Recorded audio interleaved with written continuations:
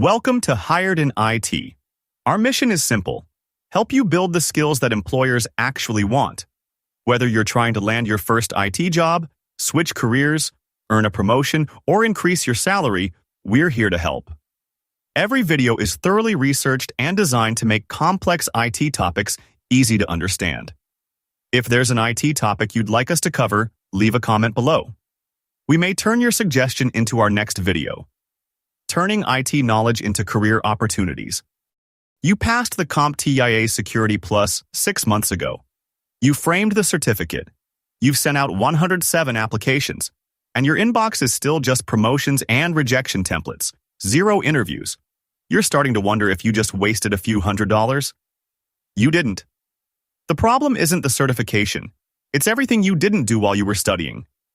So is the Security Plus still enough to land a cybersecurity job in 2026? We're going to look at the real numbers, then fix the missing pieces. Security Plus remains one of the most recognizable baseline cybersecurity certifications. You'll see it associated with roles such as SOC analyst, security specialist, systems administrator, network administrator, and government or defense-related IT positions. But here's the distinction that matters. Appearing in a job description doesn't mean the certification alone qualifies you for the job. Think of Security Plus as a signal. It tells an employer you understand the language and fundamentals of cybersecurity. What they still need to know is whether you can actually apply them. 3 shifts make the Security Plus more relevant and less sufficient than ever. Identity attacks are now the top vector, so employers grill you on MFA and access reviews. Cloud basics show up in job descriptions that used to be pure networking.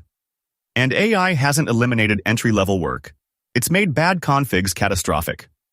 Your fundamentals need to be solid, but they have to translate into action. Security Plus gives you a broad foundation across the major areas an entry-level security professional needs to understand: security concepts, threats and vulnerabilities, security architecture, security operations, and security program management. That's exactly why the certification is valuable, and why it isn't enough by itself. You learn what SIEM, IAM, firewalls, incident response, encryption, risk management, and access control are.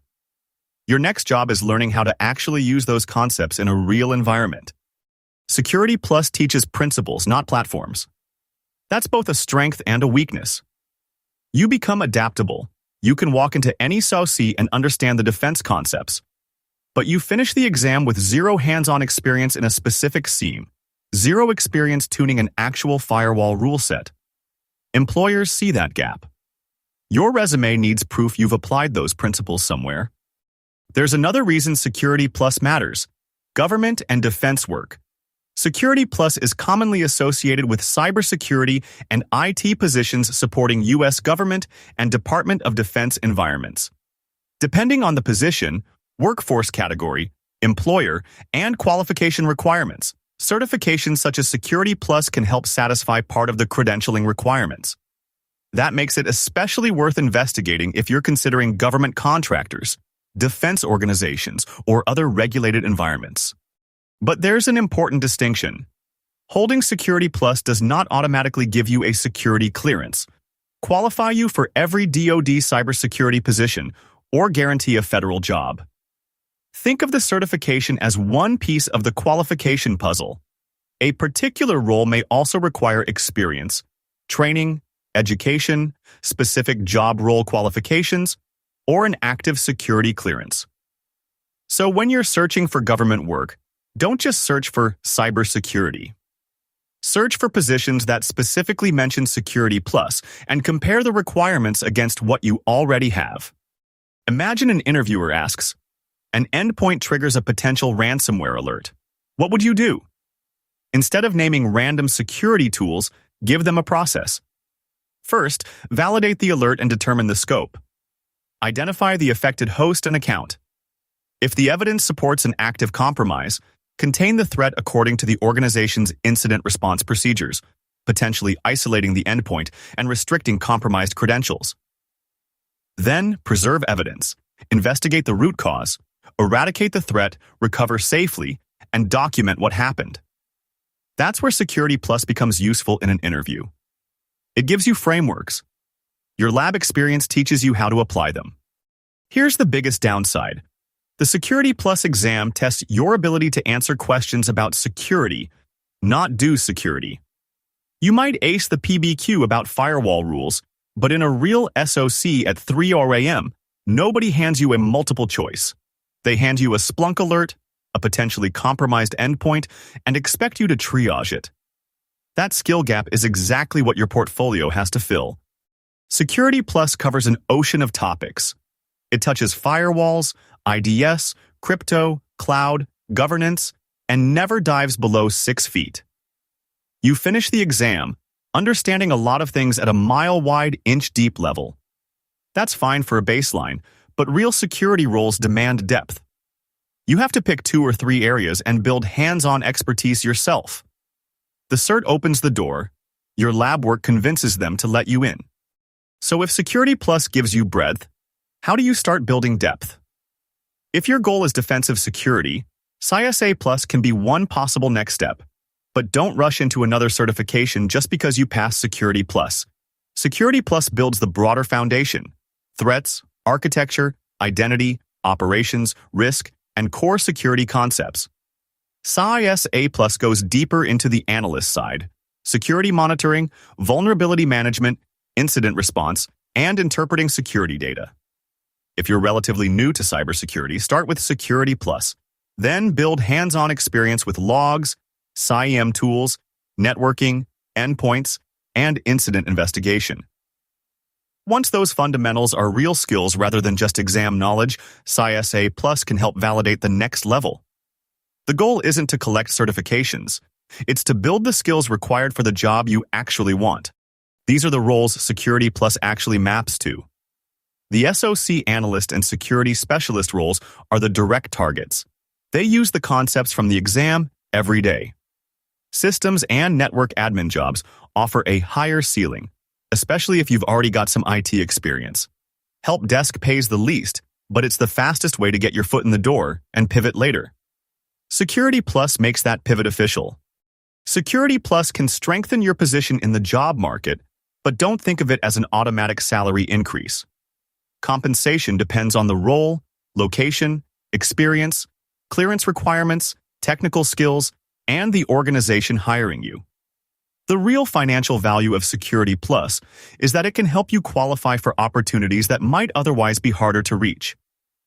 And when you combine the certification with networking, cloud, Linux, scripting, SIEM experience, and actual security projects, your value becomes much easier for an employer to see. Here's where certifications really help. Recruiters and applicant tracking systems can search resumes for qualifications listed in the job description. If Security Plus is specifically requested and you have it, make sure it's clearly visible on your resume. But don't keyword stuff your application. Match the language of the position honestly. If the employer wants SIEM experience and you've built a Splunk lab, say that. If they want IAM knowledge and you've created an Entra ID or AWS IAM project, document it. Security Plus helps you match the requirement. Your projects give the recruiter a reason to keep reading. Here's what nobody tells you. Even with Security Plus, you'll often face job postings that ask for some experience. Yes, even for entry-level roles. The cert alone can't break that loop. It's not a certification problem. It's a lack of proof problem. Hiring managers don't need another certification on paper. They need evidence you've done the work. That's exactly what the next section solves. 3 things separate candidates who get interviews from those who don't. First, a functioning home lab that proves you can think like an analyst. Second, a documented portfolio that a hiring manager can actually open. Third, a handful of real connections inside the community. The cert gets your resume through the filter. These 3 get you the phone call. Your attack machine fires exploits at a vulnerable Windows VM. Windows ships every log event. Success, fail, suspicious, straight into Splunk. Splunk indexes them, builds dashboards, and makes the attacks visible. Everything runs inside VirtualBox on your own laptop. $0. And when you walk into an interview with this pipeline on your GitHub, You're no longer just a test taker. You're a person who built a SOC. Installing Splunk isn't the project. What you do with it is. Send logs from your lab machines into your SIEM. Generate failed logins. Create suspicious authentication activity. Run scans against your test environment. Then search the resulting events and build a dashboard that shows what happened. Now document the investigation. What triggered the alert? Which logs did you examine? What did the evidence tell you? What would you do next in a production environment? That transforms "I installed Splunk" into "I built and investigated a security monitoring scenario." That's a portfolio project. These 4 projects turn a vague certification into concrete evidence. A home SOC proves you can use Splunk. Malware analysis shows technical depth. A honeypot demonstrates curiosity and initiative. A Python script shows you think like an engineer. Each one gives the interviewer a tangible thing to ask about, and that conversation is what lands the offer. Here's how I'd split your learning time. Use structured security plus material to learn the concepts. Then reinforce those concepts with hands-on practice. When you study network attacks, inspect traffic in Wireshark. When you study authentication attacks, generate failed logins in your lab and investigate the events. When you study vulnerabilities, scan a machine you own or are explicitly authorized to test. And when you study incident response, write a short incident report based on what happened. You're preparing for the exam and building your portfolio at the same time. Security Plus and CySA Plus solve different problems. Security Plus is the broader foundation. It introduces threats, architecture, identity, operations, risk, and security concepts across the field. CySA Plus goes deeper into the analyst side of cybersecurity, monitoring, vulnerability management, incident response, and interpreting security data. If you're relatively new to cybersecurity, Security Plus is usually the more logical starting point. Then, after you've built some hands-on experience, CySA Plus can make sense if your target is SOC analysis, blue team operations, or incident detection and response. Don't collect certifications just because they're next on a chart. Choose the next certification based on the job you're trying to get. Don't plan your career around collecting one certification every year. Start with the fundamentals you're actually missing. If you're completely new to IT, build basic hardware, operating system, networking, and troubleshooting skills first. Then Security Plus gives you a cybersecurity foundation. From there, specialize. Want to become a SOC analyst? Build SIEM, detection, and incident response skills. Want cloud security? Learn Azure or AWS identity, networking, logging, and security controls. Want penetration testing? Build Linux, networking, scripting, web security, and authorized offensive security skills. Eventually, advanced certifications can validate deeper experience. The roadmap should follow the career, not the other way around. Entry-level cybersecurity salaries vary enormously by location, employer, experience, clearance, and job responsibilities. And here's something salary charts often hide. Your first cybersecurity-related job may not have security in the title. It might be help desk, desktop support, network technician, systems administrator, cloud support, or another infrastructure role where you gain experience with identity, endpoints, networks, permissions, patching, and troubleshooting. Those skills transfer directly into security. Your first objective isn't maximizing your salary. It's getting onto a career path where your skills compound. Here's the pattern that works. Spend a year or two in an IT support or sysadmin role, then pivot into cybersecurity. You learn how a real environment breaks. Patching, user provisioning, firewall tinkering, and that makes the security concept stick. Security Plus becomes the official stamp on skills you've already been building. I've seen job seekers who try to leap straight from the Cert into a SOC analyst seat and get rejected, not because the Cert was weak, but because they couldn't troubleshoot a basic connectivity issue. It first builds the muscle. Security Plus makes the pivot official. This is the missing middle that converts applications into interviews. 5 items. A GitHub repo that shows your lab work, not just code. At least 2 CTF write-ups that prove you can think like an analyst. A network diagram of your home lab so a hiring manager can see your architecture. A log analysis sample where you found something interesting. And 1 blog or LinkedIn article that shows you can communicate tech. When your resume links to this, you stop being just a name with a cert. You become someone who's already doing the work. Completing a TryHackMe or Hack the Box challenge is useful. Documenting what you learned is much more valuable.